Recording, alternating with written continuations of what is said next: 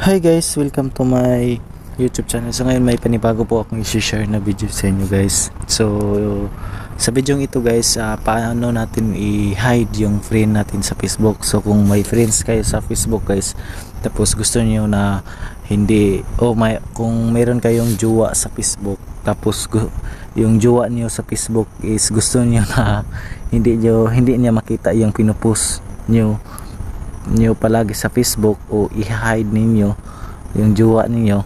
Example, napopost ka ng good evening sa Facebook, tapos gusto mo na hindi niya makita yung post mo. Ngayon ipapakita ko sa inyo kung paano. So ngayon guys, example lang po, mag-post tayo dito guys. Mag-post tayo ng good evening.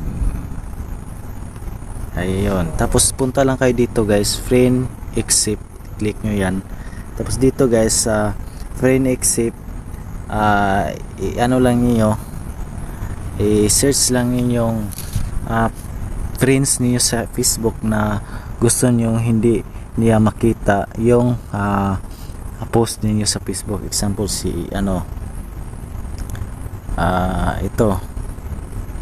Example, ito si Ambot Ranimo. Ayun, i-click lang natin yan.